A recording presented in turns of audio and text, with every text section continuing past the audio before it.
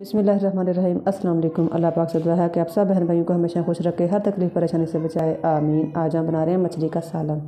तो मछली के सालन के लिए ये देखिए मेरे पास 1 किलो मछली है, जिसको मैंने अच्छी तरह से साफ़ करके धो लिया है। मछली को कैसे धोना है, कैसे इसकी स्मेल को ख़त्म करना है, इसकी मुकम्मल एक मैंने वीडियो पहले अपने चैनल पे मैं अपलोड कर चुकी हूँ। ठीक है, तो इसको मैंने बहुत अच्छी तरह से धो लिया था।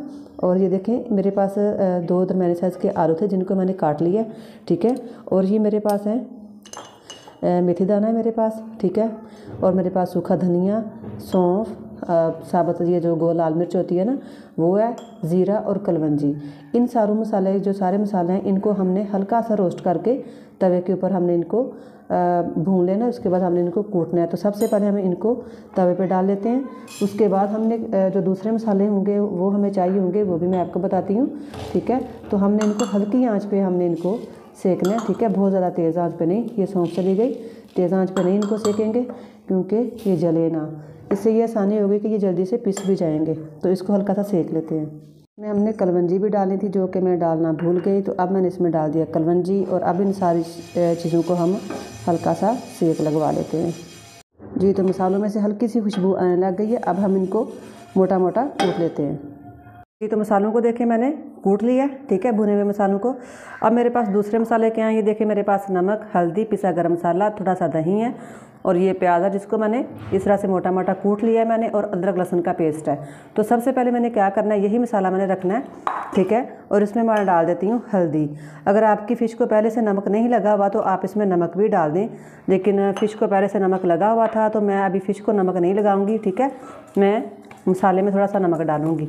तो ये मैंने इसमें लगा दिया। अब मैंने क्या करना है कि ये जो मछली है उसके ऊपर मैं मसाला लगाऊंगी।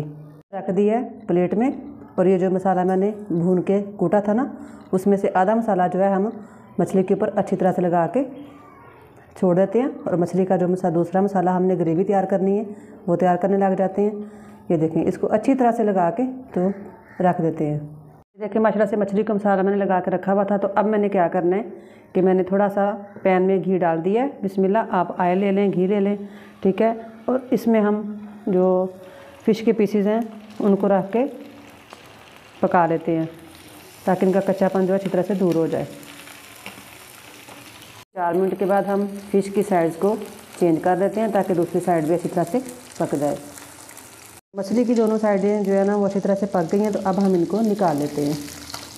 इसको हमने फ्राई करने के बाद अब हम घी में डाल देते हैं, प्याज डाला, और इसके साथ ही मैं इसमें डाल देती हूँ अदरक लहसुन का पेस्ट, और इनको हम 2 मिनट पका लेते हैं। जी, तो माशाल्लाह से लहसुन और प्याज अदरक को हमने ब्राउन कर लिया। अभी देखें ये जो कुटा हुआ मसाला था ना, भुना कुटा मसाला, वो मैंने इसमें डाल दिया है। ठीक है, और हम इसमें डाल देते हैं आलू, और हम इसमें दही डाल के इनको कवर कर देंगे मिक्स करके अच्छी तरह से, ताकि जो आलू हैं वो अच्छी तरह से इसमें गल जाएं। तो बिस्मिल्लाह, माशाल्लाह से आलू जो हैं वो गल गए हैं। अब मैं इसमें डाल देती थोड़ा सा नमक।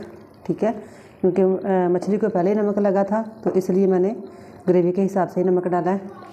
अगर आप मछली को फ्राई करना चाहते हैं तो फिर मसालों को आप फ्राई नहीं करें। ठीक है, अगर आप मसालों को भी फ्राई कर देंगे तो फिर वो बहुत ज़्यादा जल जाएंगे। तो अब मैं इसमें डाल देती हूँ जो मैंने फ़िश फ्राई की थी वो डाल देते हैं हम इसमें।